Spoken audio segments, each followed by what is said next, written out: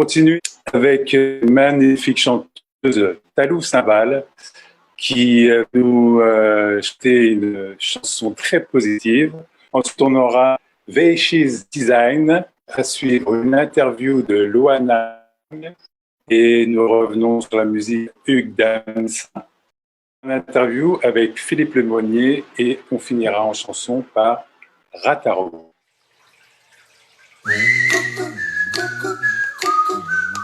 Je pense que les Beatles avaient raison. All we need is love. C'est pas du tout ce que je vais chanter, hein, mais c'est le message. On a toujours raison quand on agit à partir du cœur. Et c'est cool parce que c'est une chanson qu'on peut chanter tous ensemble.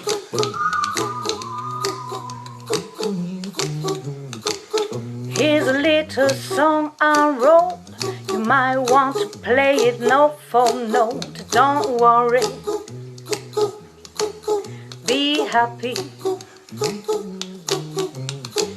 In every life we have some trouble, but when you worry you make it up. But don't worry, be happy. Don't worry, be happy now.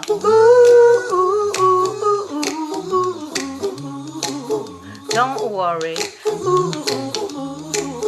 be happy. Don't worry, be happy.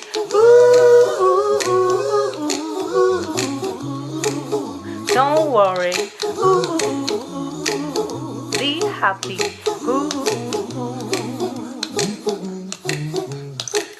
Got no place to lay your head. Somebody came and took your bed, but don't worry, be happy. The landlord say your rent is late. He may have to litigate. Don't worry, be happy. Yeah, look at me, I'm happy.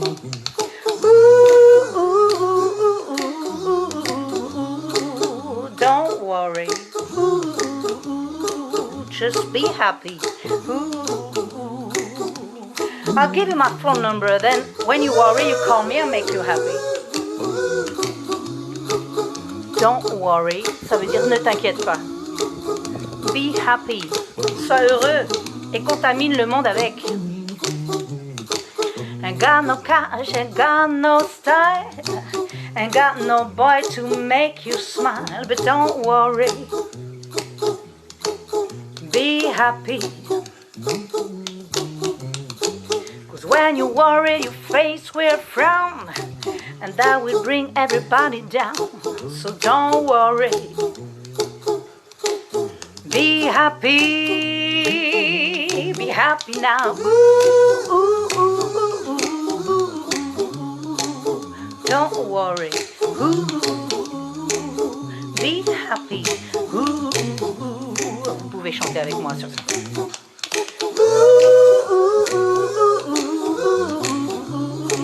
No, don't worry,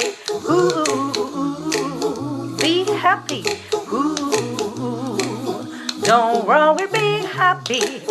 There is a song I wrote. I hope you learned it note for note.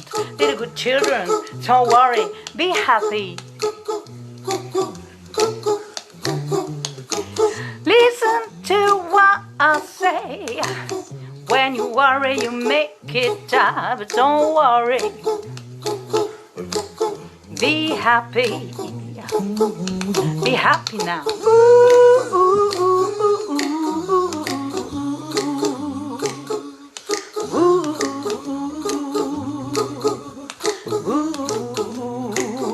Don't worry, be happy.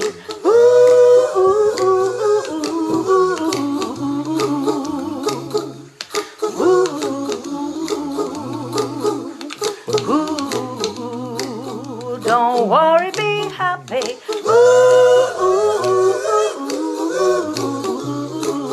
Don't worry.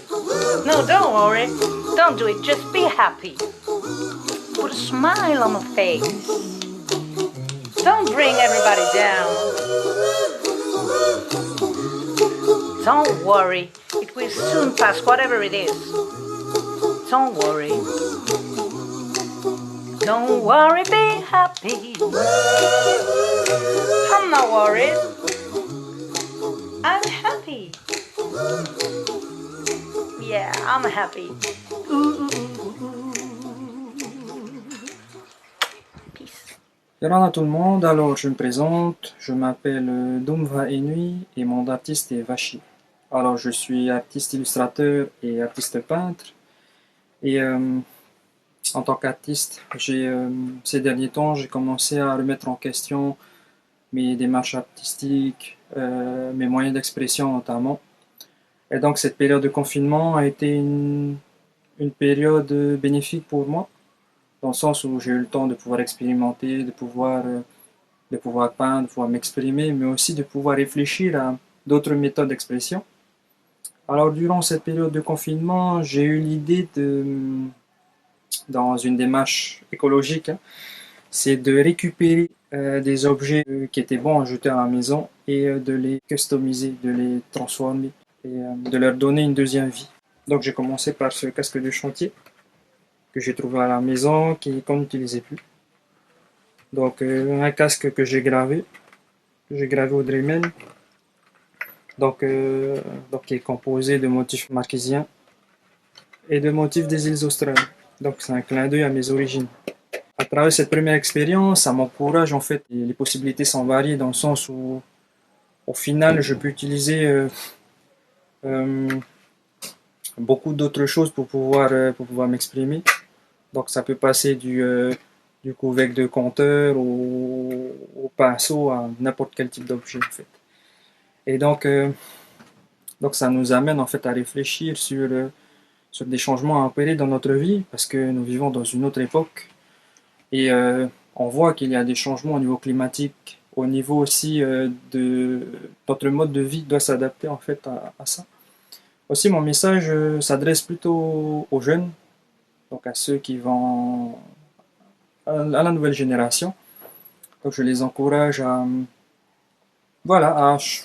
à changer de vie, plutôt à réfléchir, à penser à un mode de vie qui serait bénéfique à l'environnement, qui serait bénéfique à la planète et aussi qui serait bénéfique à son prochain. Voilà, c'est tout ce que je voulais dire et sur ce, je vous souhaite un bon confinement et une bonne soirée. Tchuss. Bonjour Loana, merci d'être avec nous aujourd'hui. Alors toi, tu vas nous parler de ton travail dans l'économie circulaire, de ce que tu fais avec Lou via Fenoa Data. Est-ce que tu peux nous en dire plus? Qu'est-ce que c'est l'économie circulaire? Oui, alors bonjour tout le monde. Je suis actuellement consultante en environnement, développement durable et économie circulaire. Et j'ai cofondé Fenoa Data, donc avec mon collègue de travail Lou pendant une. Et en fait, Fenoa Data, c'est comme un réseau de consultants et d'experts qui vont en fait accompagner les entreprises, les organismes et les territoires aussi dans leur transition vers une économie circulaire. Donc, nous réalisons en fait la plupart du temps des études, on fait des analyses aussi sur des questions sur diverses problématiques. Et on fait aussi de la sensibilisation, de la formation par rapport à cette thématique-là, qui est une thématique assez globale au final. Donc l'économie circulaire, ça va surtout concerner en fait notre façon de gérer nos ressources. Donc déjà dans notre contexte, c'est d'essayer de voir comment est-ce qu'on peut produire un maximum au niveau local.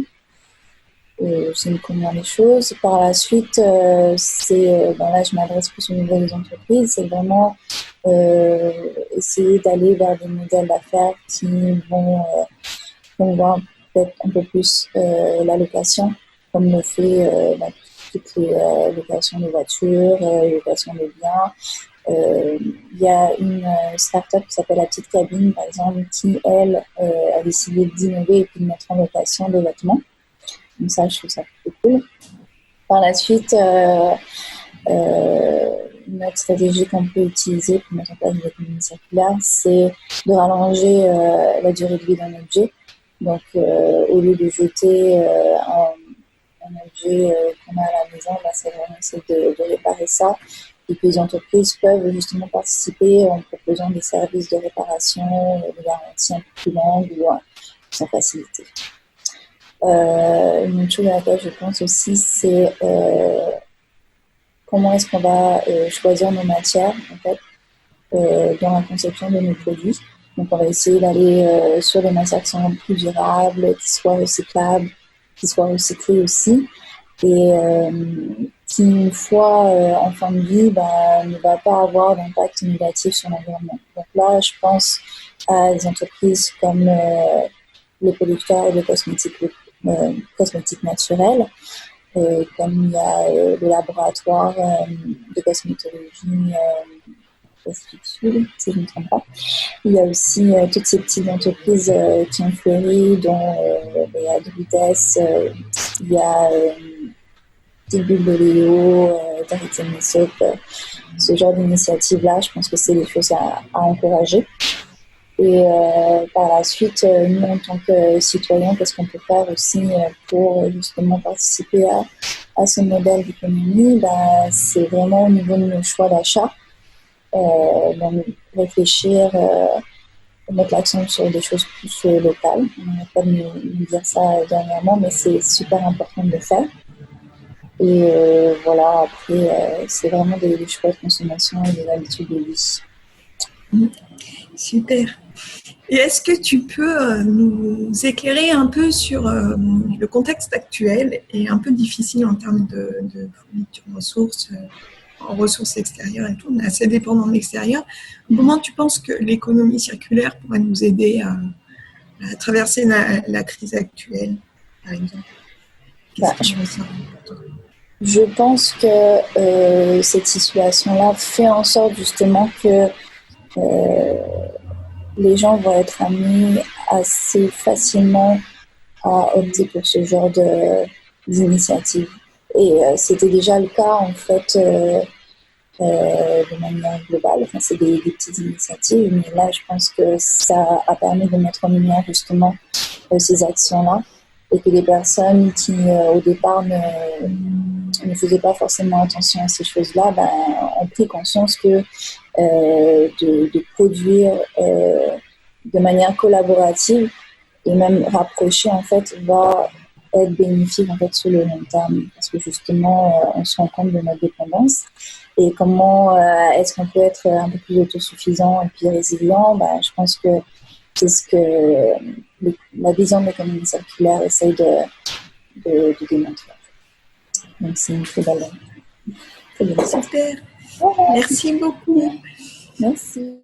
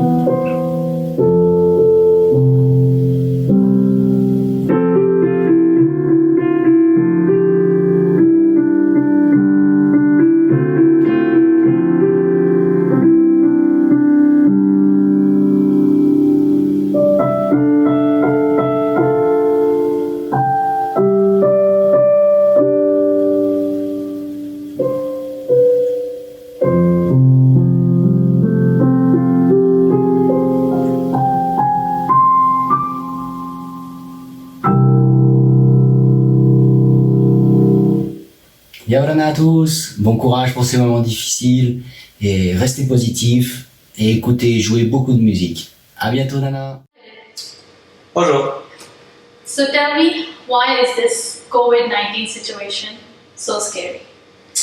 Alors cette situation qu'on vit en ce moment est effectivement effrayante pour beaucoup d'entre nous. Elle fait remonter énormément de peur et de sentiments difficiles, tout simplement parce que nous sommes une espèce de routine. Nous aimons nos habitudes, nous aimons notre situation normale, et le changement vient toujours comme quelque chose d'anormal, quelque chose qui ne devrait pas faire partie de la vie. Et ça, c'est un préjugé que l'on a, qui est très inhérent à l'espèce humaine, en ce sens que la norme fait passer le temps de façon très longue, et le changement accélère le rythme, fait en sorte qu'on a l'impression que tout va très vite.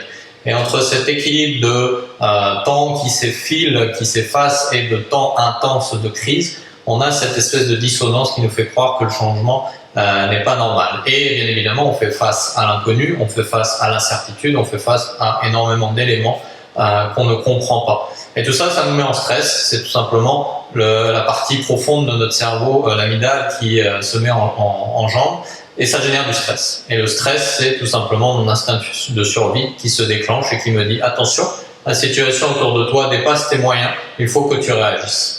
Ce qui va être important, c'est pas de rester sur ce sentiment-là, mais c'est de bien trouver les moyens et les solutions qui vont nous permettre de dépasser nos peurs, parce que cette peur, ce stress, ces émotions difficiles sont ce qu'on appelle des émotions négatives. Négatives pourquoi? Parce qu'elles drainent notre énergie. C'est-à-dire que plus on ressent de la peur, plus on ressent du stress, plus on est fatigué. Plus on est fatigué, plus on prend de mauvaises décisions, plus on est irritable, et on rentre comme ça dans un cercle vicieux qui va être difficile à gérer, sauf si on s'adapte. So how do you adapt to this situation? Alors, comment on s'adapte à cette situation? De différentes façons. Déjà, on va se rendre compte que le normal d'avant n'existe pas. Il faut véritablement se rentrer ça dans l'esprit. La situation qu'on avait avant le Covid-19 ne va plus exister. Alors, ce qu'on va ressentir en sortant de la crise, ça va être un peu comme quand vous faites un régime. Pendant 3 semaines, vous vous privez de chocolat. Et puis, au bout de 3 semaines, d'un coup, vous vous remettez à manger plein de chocolat. Pourquoi? Parce que vous avez été tout simplement frustré. Donc, les premières semaines, vous allez avoir l'envie d'aller chercher votre ancien normal, d'aller manger à nouveau du chocolat. Et c'est seulement là que vous allez comprendre que le normal n'existe plus, que la vie qu'on avait avant ne sera plus la même. C'est à partir de ce moment-là, uniquement, vous allez pouvoir vous adapter. À partir de là, qu'est-ce qu'on va faire? On va tout simplement apprendre à nous raconter des histoires. Alors, ça paraît un peu bizarre ce que je vous dis, mais l'art narratif est important, parce que l'être humain a cette capacité qui sort de son cortex préfrontal, qui est juste sur le devant de votre tête, de se raconter des histoires. Et c'est comme ça qu'on a construit l'ensemble des systèmes dans lesquels on vit aujourd'hui, et c'est comme ça qu'on construit notre bonheur. Les chercheurs parlent de plus en plus de cette notion de bonheur synthétique, qui consiste tout simplement à se dire « ce qui m'est arrivé, il y a du bon là-dedans ». C'est ainsi que vous verrez certaines personnes qui vous diront « mais les années que j'ai passées en prison ont été glorieuses ».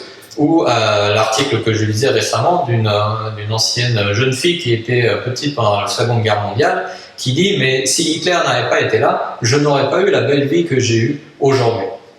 Et ça, c'est important à comprendre. Ce n'est pas une mauvaise chose de se créer des histoires, parce que la façon dont on construit nos histoires construit le narratif de notre vie. Et à partir du moment où on construit le narratif de notre vie, on a le contrôle sur notre vie, et on va pouvoir se dire, finalement, ce nouveau normal, c'est une nouvelle histoire. Donc de quoi elle se constitue, cette nouvelle histoire? De quelles valeurs, de quels objectifs de vie, de quel sens je donne à cette histoire? Et si vous lisez les travaux du fameux psychologue Viktor Frankl, qui est un survivant des camps de concentration, il vous dira, la meilleure façon de survivre, c'est d'aller au-delà de ses besoins immédiats, au-delà d'une simple satisfaction, pour reprendre les éléments de la pyramide de Maslow, mais bien de trouver du sens dans chaque situation, même les plus difficiles. Là, en ce moment, beaucoup d'entre vous perdent leur emploi, perdent leurs ressources, ont peur de l'avenir, ne sont pas en mesure de savoir ce qui va se passer dans le futur. Construisez-vous l'histoire de votre futur. Construisez-vous l'histoire du nouveau normal post-Covid-19 qui vous aidera justement à repartir après cette période difficile qu'on vient de tous vivre ensemble. Bon courage à tous.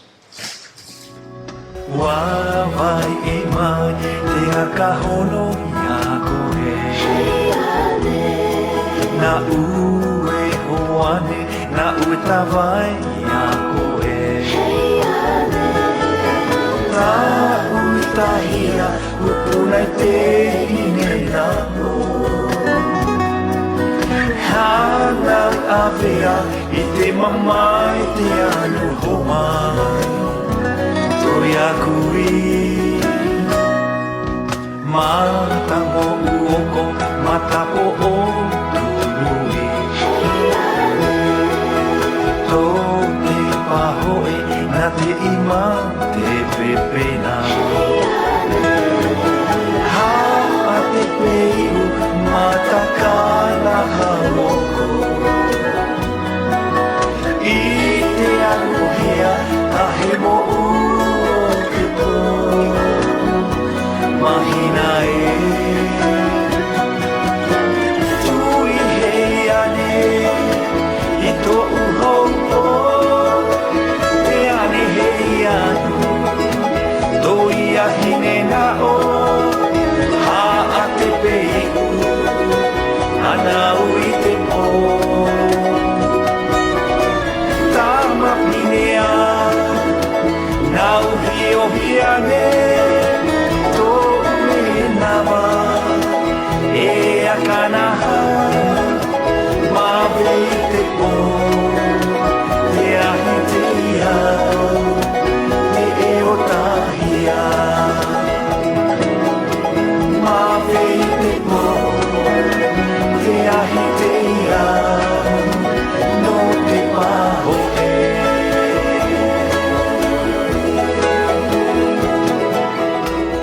Merci pour cette belle musique et à tous ces artistes qui ont bien voulu nous accompagner dans ce festival.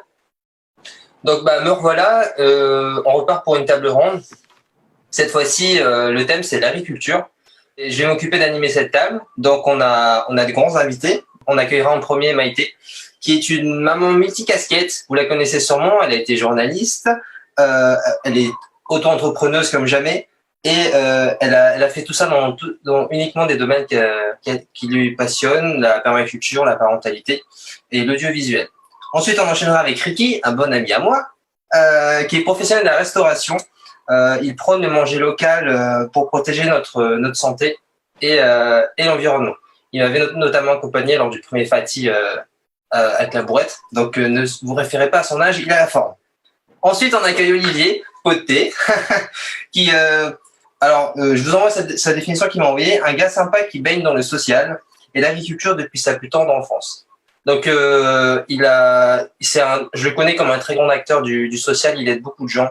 Et en plus, s'il peut parler de l'environnement, c'est tout bénef. Et on finira avec Karel, qui est notre maître composteur de chez nous, qui est très connu justement pour ses formations sur le compostage et son engagement dans divers autres combats. Voilà pour eux. Donc, comme je disais, on commence avec Maïté qui va nous parler de permaculture, de la philosophie que ça amène dans le quotidien et les avantages peut-être pour une famille. Donc, je te laisse la parole, Maïté. Yes, Maruro, merci Yorana à tous. Merci Jason. C'est vraiment un honneur pour moi de pouvoir partager ça aujourd'hui avec vous tous. Écoute, la permaculture, en fait, pour moi, c'est vraiment... En fait, c'est une réponse à tellement de questions que je me posais dans ma vie. Et c'est vrai que les gens se disent souvent « Ah, la permaculture, ouais, je vois, c'est quoi? C'est faire des buts chez soi et tout. C'est pas mettre de produits insecticides, etc. » Mais en fait, les amis, c'est tellement plus que ça, en fait. C'est-à-dire que la permaculture, c'est beaucoup plus que la culture du potager. Aujourd'hui, moi, j'ai une conscience, en tout cas, c'est vraiment... une méthodologie de vie. Et je suis super heureuse de partager ça avec vous aujourd'hui parce que, en fait, vous savez quoi? Moi, ça m'a aidée dans ma vie depuis surtout que je suis devenue parent. Je me suis intéressée à ça parce que quand on devient parent, c'est pas pareil. On a une responsabilité qui est autre. On voit la vie autrement. Et la permaculture, les amis, c'est vraiment prendre soin de la terre, prendre soin des gens et partager équitablement. Ce sont les trois éthiques de la permaculture. Et c'est vrai que j'étais vraiment dans cette recherche d'une meilleure qualité de vie pour mes enfants notamment. Et je pense qu'une meilleure qualité de vie, ça passe par ces trois choses, quoi. Prendre soin de la terre, prendre soin des gens et partager équitablement. Alors, vraiment, mon message à vous aujourd'hui, c'est, vous savez quoi, on est en confinement et il y a tellement de vidéos qui sont genre gratuites sur YouTube et qui nous parlent de permaculture, quoi. Et c'est tellement plus constructif que scroll sans fil d'actualité Facebook. Je vois beaucoup de personnes aujourd'hui qui jardinent et tout, et je les félicite, je vous encourage tous à le faire parce que la terre, c'est vraiment ça qui est fabuleux avec la terre, c'est que quand vous lui donnez, elle vous rend au moins au centuple, quoi. Et la permaculture, les amis, voilà, c'est vraiment beaucoup plus que le potager, je vous promets. On parle de tout ce qui est vivant, c'est-à-dire le visible, mais aussi l'invisible, hein, le sol, l'eau, mais l'atmosphère, les micro-organismes. On parle aussi de repenser notre mode de consommation. Et ça, ben voilà, comme Jason nous le faisait rappeler tout à l'heure dans cette table ronde, c'est clairement une urgence, quoi. Réduire notre impact écologique. On parle aussi de prendre soin des gens dans la permaculture. Donc, entente et coopération, on va d'abord se soigner soi-même pour pouvoir donner aux autres. On va penser à notre famille, nos voisins, notre école, notre territoire. C'est aussi le défi de cette autonomie d'être, c'est-à-dire notre responsabilité personnelle et individuelle. Et la responsabilité, moi, je vois pas ça comme une culpabilité, mais bien comme un pouvoir. Je trouve que c'est magique de faire sa part, de considérer ça aujourd'hui. On a notre part à faire dans la société, quoi. Et de s'entraider. Et je crois que ça a jamais eu autant de sens qu'aujourd'hui, en plein confinement. Faire son farapou, quoi. Faire son farapou, ça prend tout son sens aujourd'hui. Parce qu'il faut pas qu'on sorte, parce que ça nous met en danger d'aller au magasin. Et puis, en plus, aller au magasin, qu'est-ce qu'on a? Ben, on n'a pas beaucoup de produits frais en ce moment. Et voilà, ben, avoir son farapou à la maison, c'est tellement important, quoi. C'est vraiment un état d'esprit, c'est-à-dire que, est-ce qu'on est prêt à considérer que, ben, il y a des opportunités, quoi. Il y a des opportunités qui s'offrent à nous plutôt que des obstacles. Ça, c'est vraiment un principe important dans la permaculture.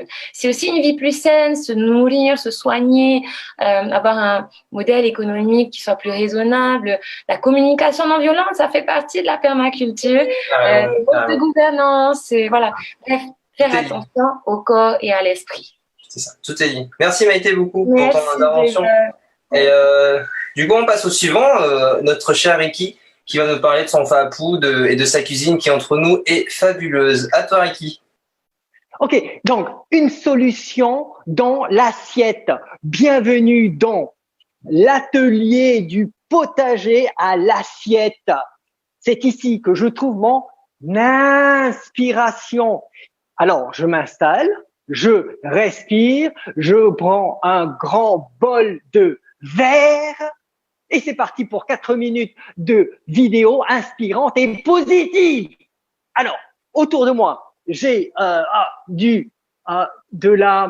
l'épinard vietnamien, qui parfume les bouillons et de légumes. On peut faire des rouleaux de légumes avec. J'ai du katouk, mais j'ai aussi où est-ce qu'il est? Il est là. Hop. J'ai du chou kanak et avec ça, on peut les accommoder en salade, en mijoté, en sauté, en vapeur, en velouté ou pour faire des wraps. Mais j'ai aussi, ici, j'ai du moringa. Là, ici, j'ai du moringa à toutes les sauces. Alors, en déshydraté, en infusion, en pâté, en brunoise de légumes, en papillote. Mais ce qui est fabuleux, c'est que ce qu'il faut savoir, c'est que dans le chou kanak, on a des protéines, 22% pour construire des cellules du corps. On a de la vitamine A, on a pour la vision, on a du magnésium, on a du zinc, du manganèse, du calcium, du sulfure, du fer. Waouh, c'est juste incroyable. Et dans le moringa qui est ici, on va avoir de la vitamine A, de la vitamine C, du calcium, du potassium, du fer, de la vitamine E et des protéines dans ces feuilles vertes. Alors, si on associe tout ça avec du coco et de la patate douce, c'est un festival gastronomique. Voilà. Donc, Ricky, c'est quoi toutes ces plantes? Alors, ce sont des plantes goûteuses, savoureuses, faciles à planter, à entretenir, qui sont abondantes, qui sont nutritives, à faire soi-même ou par les agriculteurs. Ce sont des plantes que l'on peut choisir d'inclure dans notre culture culinaire, mais aussi dans notre éducation culinaire. Cela devrait s'apprendre à l'école. Avant de demander qu'est-ce qu'on mange ce soir, on devrait se poser la question qu'est-ce qu'on a planté et qu'est-ce qu'on peut récolter ce soir. La cuisine commence dans le fa'apou. Et pour tout ce que l'on ne peut pas faire soi-même, je remercie du fond du cœur les agriculteurs, particulièrement ceux qui ont choisi d'adhérer à la garantie bio du SPG Biofetia. Avec cette action simple autour du planter, cuisiner, manger, j'agis sur quoi? Eh bien, j'agis sur mon efficience au travail, à l'école, au sport, dans la récupération, la détente, mais aussi la créativité, l'apprentissage, mais aussi face aux maladies. Je préserve le sol, la biodiversité, les écosystèmes, je réduis la pollution des rivières, des lagons, des océans, car j'utilise moins de pesticides, désherbants, d'engrais. Je te dis important ce que tu dis, mon ami. Et je renforce notre résilience et capacité d'adaptation face aux aléas climatiques et aux catastrophes naturelles. Oui. Ce sont des plantes moins gourmandes en eau et donc utiles en cas de sécheresse. Voilà. J'agis sur quoi d'autre encore? Eh ben, c'est de pouvoir promouvoir des cuissons alternatives qui prennent moins de temps, moins d'énergie et au final qui augmentent l'argent sur le budget de la famille en fin de mois. Donc, introduire du verre dans le paysage qui va s'urbaniser inexorablement, mais avec c'est introduit du verre comestible à proximité pour mieux manger et mieux respirer. Voilà, en conclusion, apprendre à manger, apprendre à cuisiner, apprendre à planter, c'est apprendre à vivre et à vivre dans l'abondance. Alors, bon confinement avec une solution toute chaude dans l'assiette. Bisous fruités, je vous souhaite des fruits et légumes en abondance. Bonne inspiration. Waouh, merci Ricky, on t'adore là dans le chat, ils sont en train de s'enflammer les gens, t'es génial. Et moi, pour avoir testé sa cuisine, mes amis, je peux vous dire que c'est testé et validé 40 fois au moins. Donc merci à lui. Et donc on passe au prochain intervenant qui est donc Olivier, qui nous parle encore de plantes et un peu plus pratiquement de comment lancer son petit fapou sans dépenser trop de sous. À toi Olivier. Bien, bonjour à tous. Je sais pas si on m'entend bien. Alors, je vais sûrement être moins exubérant que Ricky, quoi. Mais bon, il faut de tout pour faire un monde, hein. Alors, ce que je voulais vous proposer, comme dit Jason, c'est de vous faire un petit retour sur comment lancer un fapou. Et ce que je vous propose, alors il y a 5 minutes, donc c'est très court, mais c'est de démarrer sur quelques petits rappels de fonctionnement d'une plante. Parce que vous allez voir, c'est assez simple de savoir comment fonctionne une plante, mais si on n'a pas ces éléments-là, on peut rapidement faire n'importe quoi. Et surtout, on peut se mettre à dépenser de l'argent qu'on n'a pas besoin de dépenser. Donc, le maître mot de mon intervention, c'est pour faire un petit fapou chez soi, il n'y a pas besoin de dépenser d'argent. Donc, ne démarrez pas en sortant votre portefeuille. Alors, je vais essayer de partager mon écran pour démarrer. Tchoc, voilà. Alors, quelques petites bases. Plante, ça fonctionne un peu comme un être humain, ça fait de la respiration, comme vous pouvez le voir ici, hein. Donc on n'y pense pas souvent, mais les plantes, elles respirent comme nous, mais elles tirent la majorité de sa source d'énergie d'un phénomène qu'on appelle la photosynthèse, donc qui est la transformation de l'énergie lumineuse dans les petits chloroplastes. C'est ça qui fait que la nature est belle et verte. Donc voilà, une plante, ça fait de la photosynthèse et ça respire. Deuxième élément, une plante, pour se nourrir, en fait, elle aspire l'eau qui est dans les petits interstices du sol. Et pour aspirer l'eau, eh ben, elle n'a pas de pompe, elle n'a pas une machinerie perfectionnée. Elle ne fait qu'une chose assez simple, c'est qu'elle transpire par les feuilles. Elle a des petits trous sous les feuilles, ça s'appelle des stomates. Et grâce à ces petits trous, elle transpire. Et en transpirant, elle absorbe l'eau dans le sol. Un petit peu de la même façon dont quand vous avez une paille et que vous tirez sur votre paille et que vous avez l'eau qui arrive, Alors, ensuite, une plante, de quoi ça se nourrit? Alors, une plante, ça se nourrit que de 3 choses. Ça se nourrit d'azote, N, de phosphore, P, et de potassium, K. Donc, c'est ce que vous voyez sur tous les engrais chimiques qu'il ne faut pas acheter, mais aussi sur les engrais bio que là, pour le coup, vous pouvez acheter ou faire vous-même. Donc, une plante, ça ne se nourrit que de ça. Ça ne se nourrit pas de vos épluchures de bananes, de vos épluchures diverses et variées, etc. Ça ne mange que ça, du nitrogène, du phosphore et du potassium. Donc, tout ce que vous allez apporter va se dégrader en ces 3 éléments-là.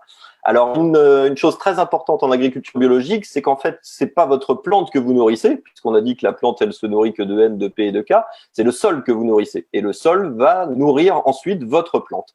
Donc, c'est très important de maintenir une bonne vie du sol, de manière à ce que votre sol fasse bien votre boulot. Alors ensuite, je vous ai remis quelques éléments importants.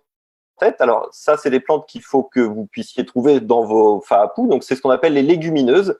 Alors les légumineuses, c'est toutes les plantes qui produisent des légumes au sens biologique, enfin agronomique du terme plutôt. Donc les légumes, ça va être toutes les plantes à gousse. Donc vous allez retrouver du pois, de la févrole, des haricots, etc.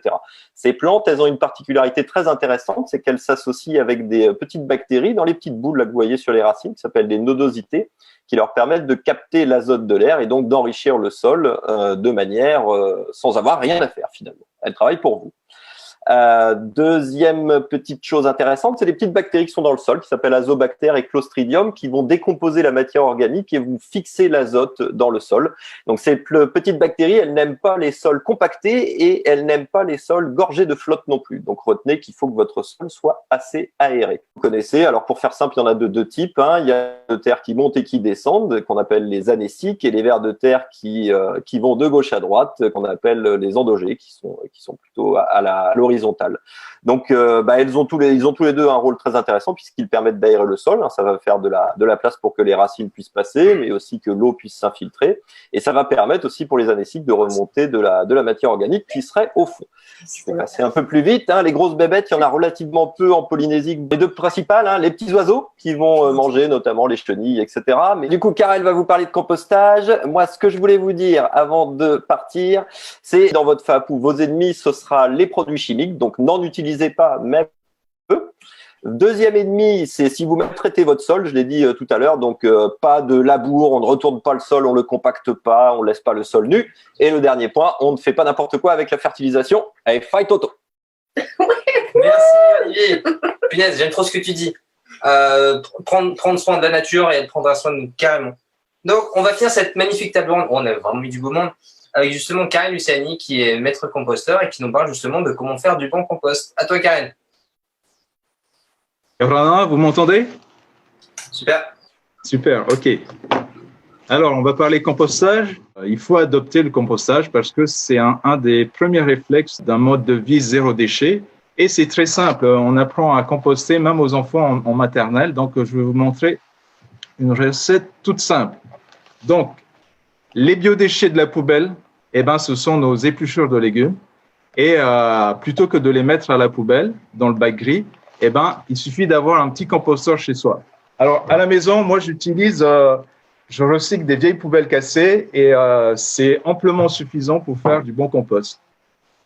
Ensuite, la bonne recette, c'est quand on met dans son composteur ces déchets de cuisine, il faut y rajouter de la matière sèche. La matière sèche, ce sont les feuilles brunes du jardin. Et si vous avez de la chance, vous pouvez aussi utiliser du broyat. C'est plus efficace. Donc voilà, c'est tout simple. Et ensuite, on attend quelques mois. Là, j'ai récupéré du compost dans un de mes composteurs du jardin. Il a 4 mois. Et voilà, il est presque tout à fait mature et je peux l'utiliser déjà au potager. Donc c'est très simple.